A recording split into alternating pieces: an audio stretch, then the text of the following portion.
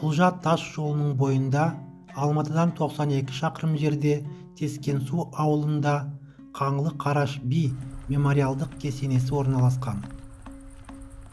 Қаңлы Қараш би кесенесі дейді.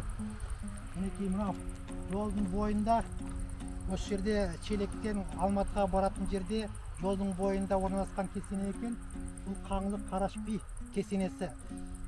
Қаңлы Қараш би негізінен 1826 жылы туылғанда 1889 жылы қайтыс болған екен. Мінекей осы Қаңлы Қараш бидің кесенесі. Жолшыбай өтіп бара жатқан адамдар ішіне кіріп Құран оқыса болады екен. Мінекей қарап отырсаңыздар, мінекей осы кесене Қараш бидің кесенесі екен. Енді қазір барып Құран бағыштап қоямыз. Қараш би 1826 жылы туып, 1889 жылы 63 жасында қайтыс болған. Руы Қаңлы. Бақай тауы етегінде қаңлылардың басын қосып, жеке болыстық құрып, билік еткен. Қара қылды қақ жарған, әділдігімен ерекшеленген Қараш би ұзақ жылдар бойы Жетісу жерінде, қазіргі Еңбекші Қазақ ауданында Түргеннің сайы мен Бақай тауының аралығын, Шелек өзенінің орта ағысы бойын билеп, ел басқарған би шешен. Қаңлы Қараштың атын шығарған әділдігі мен турашылдығы.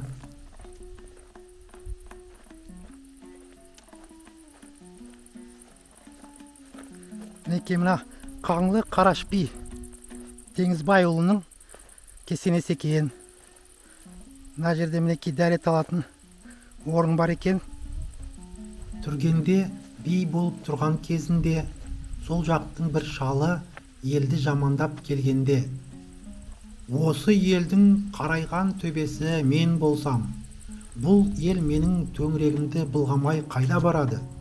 Елді жамандама, деп тиған екен.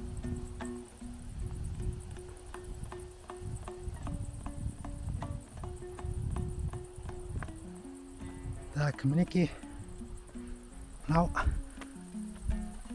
Қаңлы Қараш би Теңізбайұлы 1826-1889 жылдары өмір сүрген екен.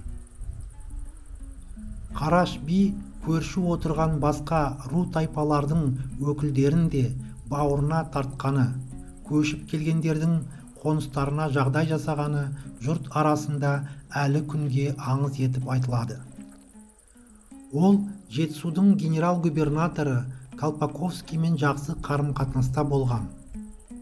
Оған көптеген этнографиялық бұйымдарды сыйға тартқан.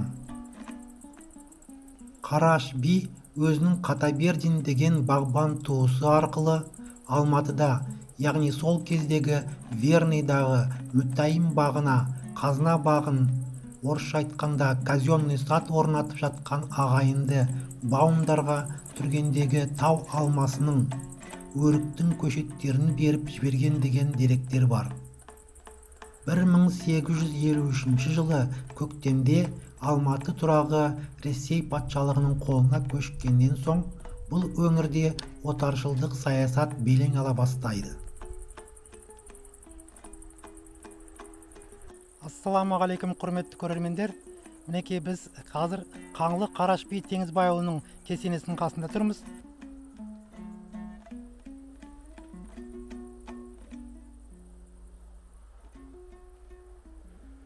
Мінекей мына жерде Қаңлы Қараш би Теңізбайұлының жатқан орны тас орнатыпты. Мына қоршап осы жерде мінекей осындай кесене жасапты. Тура жолдың шетінде орналасқан екен.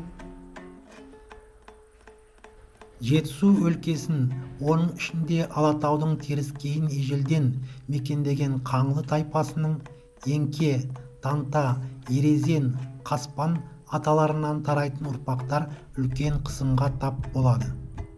Ауылдары бірнеше рет казак орыстарының шабуылына ұшырайды.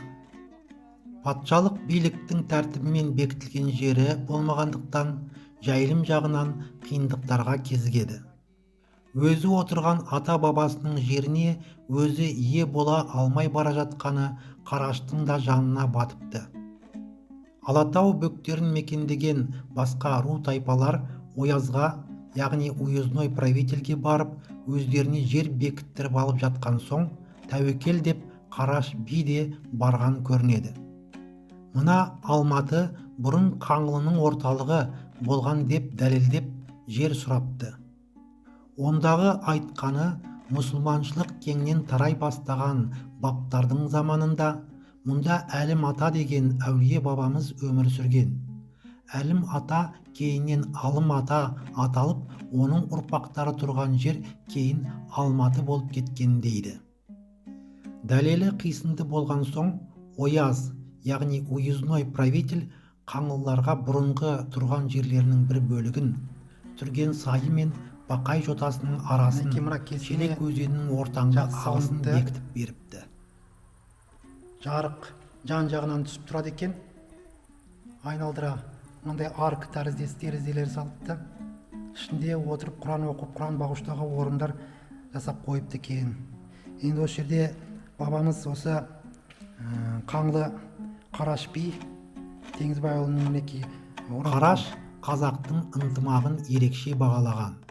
Айналасындағы басқа ру тайпалармен қыз алысып, қыз берісіп, ағайындық, жекжаттық байланыста болған. Айналадағылар да той өткізсе қазақтың көне шаңырағы Қаңлы деп төрден орын сайлайтын көрінеді.